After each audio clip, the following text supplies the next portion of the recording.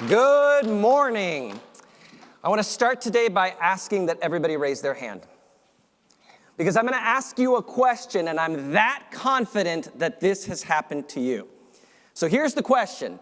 How many of you have been in a virtual meeting, have started speaking, and then realized that you were on mute? Yes, indeed, 100% of the audience. Excellent, hands down. Now I'm going to flip the question for you just a bit. And my encouragement is to keep your hands down and just internalize and answer the question for yourself.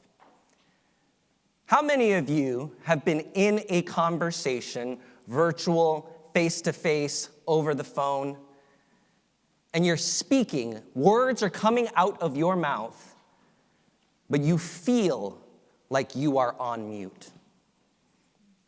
You feel like your message is just not landing. And I'm going to add another layer to this question. How many of you have felt that feeling of being on mute and realized you're the one muting yourself? You're the one holding back your ideas, your vision, your thoughts, your passions. My life's work and my keynotes, workshops, and coaching programs is addressing this feeling of being on mute.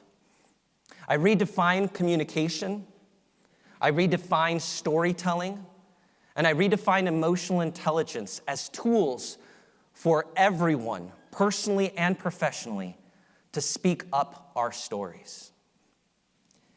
And the reason why this is so relevant to me is because I lived most of my life muted. I was born in Mexico, and for better or for worse, when I was 9 years old, my family moved to the United States. And even though I had proficiency in English, I quickly learned that my English wasn't quite good enough for my classmates. I remember one instance in particular, we were working on some project, and I made a grammatical mistake. And the kids started laughing at me, and I stood up to really take a stand against it, and I said, "Hey, I know my English isn't good now, but it's going to get gooder." Not my goodest comeback ever.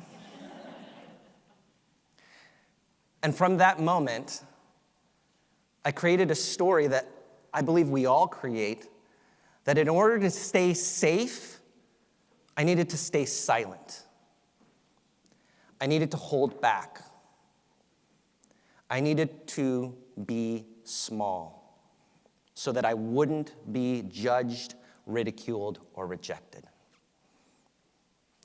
And since that time, I have uncovered through many, many life experiences, tools, strategies, and mindsets to speak up for myself, and made it my life mission to support those who are ready to speak up for themselves. And I want to give you a sneak peek at one of the most valuable lessons that I learned in powerfully communicating. Not just in communication, but also in every aspect of your life. And I want to take you back to 1999. I was a sophomore in college, and I was enrolled in a class that was very, very popular on campus. It was communication and fiction. And it was a Thursday evening class, 6 p.m. to 9 p.m. And 6 p.m. came around. No professor. 6:10 came around. No professor. 6:20 came around, and we're all chattering. There's 250 of us. Chatter, chatter, chatter. What should we do? What should we do? What should we do? And all of a sudden, we hear this booming voice through the walls and over the chatter. We could not believe that this voice halted everyone. The door slammed open, nearly knocked out some poor sophomore, and in walks this unbelievable, incredibly frail little man. I want you to think about Mr. Burns from The Simpsons. He walked slowly and deliberately, and he had a stack of papers that he slammed in the front of the podium. Not very hard because, again, he's a very frail little man. And as he slammed him down, he said, I know why you're here. I may be old, but I know the term C's get degrees. So I'm going to make a deal with you. On this stack of papers, there is an assignment. It is a 5-page paper. You do a little reading, a little research, a little writing. You submit the 5-page paper before the end of the semester. And you will get a C on that paper, and you will get a C in the class, and you can get your degree. You never have to show up to this class again. You don't have to post on message boards. You don't have to do a thing other than that paper. But if you want to learn how to communicate heart to heart, mind to mind, powerfully, confidently, with excellence, then I suggest you stay. If not, dismissed. And I thought, oh man, the joke is on this guy.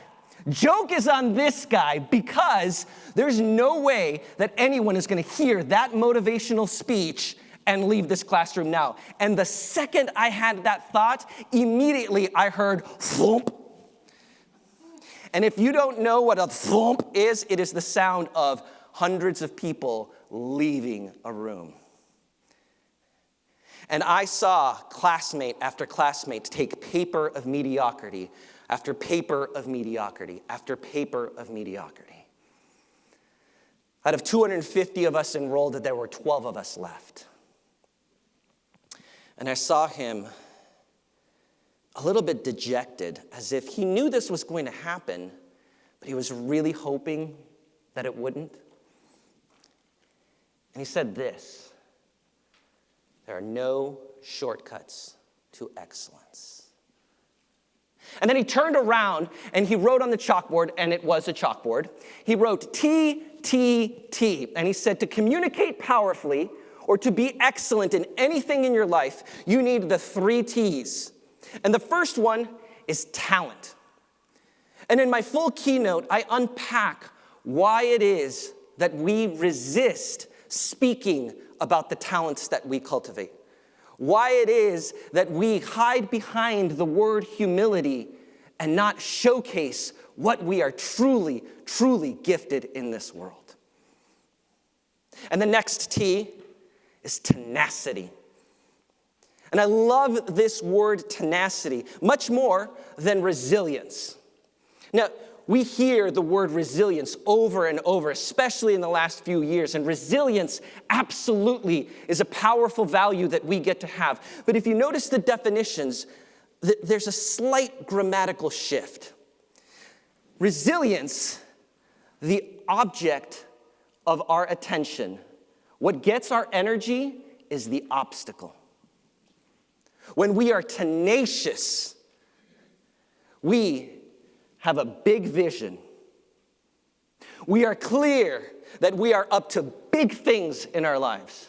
And we are clear that when we are up to big things in our lives, that big obstacles are going to come. So the energy, the focus is not on the obstacle. The energy, the focus is on who we are, knowing that our vision, our goals, where we are going is much bigger than even the biggest obstacle. And the last T is time. Now, this usually has a gurgling sensation in our stomachs because if we all could use a little bit more of is time. So when I say in order to be excellent at anything, you need to invest more time, the appropriate response is, you don't understand my calendar. And I get this because this is American culture. This pattern, do, have, and be. We do, so we can have, so we can finally be. If I do the thing, if I speak at the showcase, if I get the deal, if I get the promotion, whatever it is that I'm doing, if I do all of these things, then I can have the vacation, I can have the car, I can have the time, I can have whatever it may be. And then I can finally be open and compassionate and generous and powerful and confident. But do you see what the threat this is? Because we're human beings, and the things that we do don't always work out.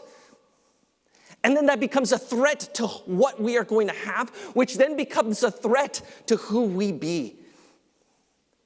So my invitation to you today is to adopt this. Be, do, have. Everything you want to be. Connected, loving, powerful, open, vulnerable, compassionate, generous, authentic. All of those are already accessible to you right now. It's simple, but it's not easy. And when we adopt our ways of being, the doing, and the having come and flow naturally.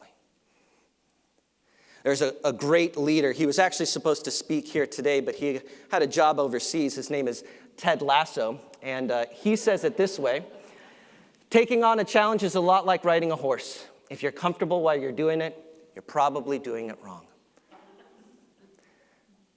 Be, do, have is not comfortable.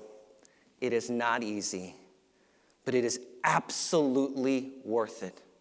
And it is the goodest way to get you off of mute. Thank you all.